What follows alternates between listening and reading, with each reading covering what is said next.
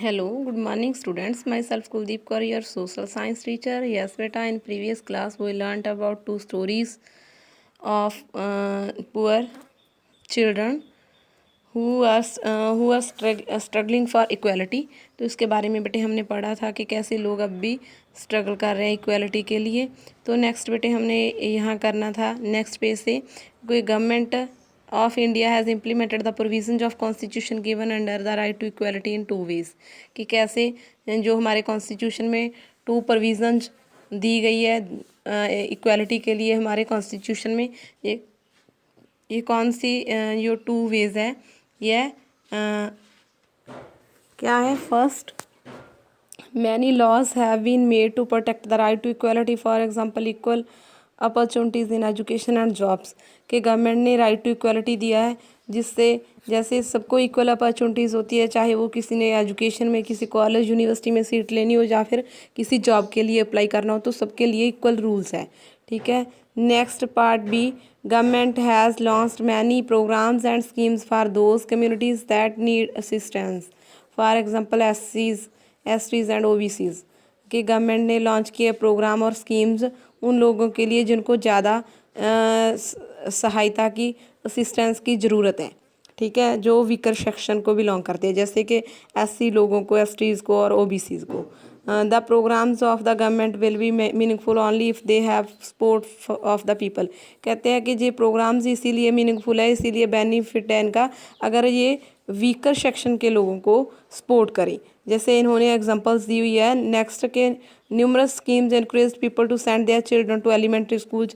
जैसे जो 8th तक के स्कूल होते हैं, एलिमेंट्री स्कूल होते हैं, वहाँ गवर्नमेंट ने स्कीम दी हुई है कि फ्री एंड कंपलसरी एजुकेशन है बच्चों के लिए जो 14 ईयर्स तक है, तो सब बच्चों के लिए। तो इसका क्या बेनिफिट हुआ, but many children could not benefit from it till the supporting scheme of mid day meal was started on the request of the teachers. तो टीचर्स की रिक्वेस्ट से इन्होंने मिड डे मील भी चला रखा है। जैसे ये पिक्चर में भी दिखाया गया है कि गवर्नमेंट स्कूल में मिड डे मील मिलता है, बच्चों को न्यूट्रिशियस फूड मिलता है। इसकी वजह से कुछ बच्चे स्कूल में जा रहे हैं, इससे मोटिवेट होके कुछ पेरेंट्स जो गरीब पेरेंट्स हैं स्पेशली वो, क्योंकि वो अपने बच्चों को इतना न्यूट्रिशियस फूड भी नहीं दे पाते, तो इसकी वजह से बच्चों को स्कूल तो भेज रहे हैं। As a result enrolment in schools has increase, तो बच्चों की गिनती है जो काउंटिंग है स्कूल में बढ़ रही है। तो इंडिपेंडेंस के बाद ये अर्जेंट नीड है गवर्नमेंट की कि something special and concrete the liberate the weaker section from operation and backwards.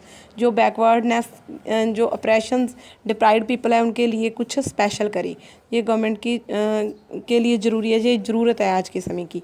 The forced isolation reserved reservation for provided for them to ensure their proportionate by the caste system had to end. Thus reservation was provided for them to ensure the proportionate share in the walks of life so that they could live life of respect and dignity. अगर वो लोगों को dignity और respect देना चाहते हैं जो deprived people है, जो वीकर सोसाइटीज़ है, तो उनके लिए कुछ रिजर्व सीटें रखनी चाहिए। Later on with the schedule caste schedule tribes other backward class are also provide the benefits of reservation. तो अभी वैसे इस तरह ये दिए जा चुके हैं, जो ओबीसीज है, एससी है, बीसी है कैटेगरी के लोग हैं, तो उनको रिजर्वेशन दी जाती है हर फील्ड में। The reservation was to exist limited period but it provision still not reached at the major portion of the population, it is still continuing. तो रिजर्वेशन है वो रिजर्वेशन लिमिटेड पीरियड के लिए है, इसीलिए वो सभी लोगों तक नहीं पहुंच पाती। क्यों? क्योंकि ये लिमिटेड पीरियड तक होती है। नेक्स्ट है, do you know in the beginning caste system was only classification of vocation based on duty, but later it came based on upon the one's worth in particular caste. Then the caste got divided into subcastes which forced thousands of people to live a list of माइसरी।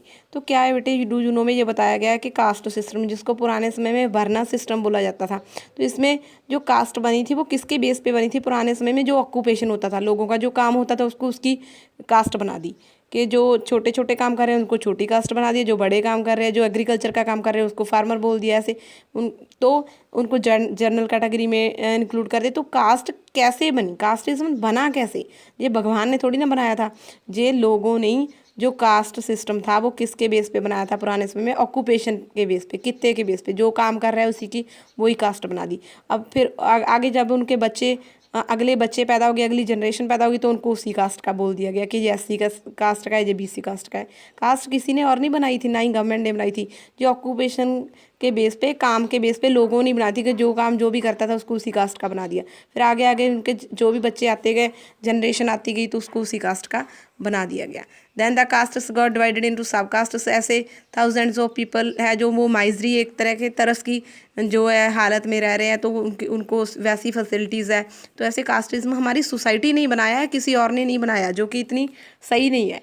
ठीक है, next let us look at the case of Rahul who qualified for IIT because of mister Nand Kumar who helps poor children with his super 30 in Bihar.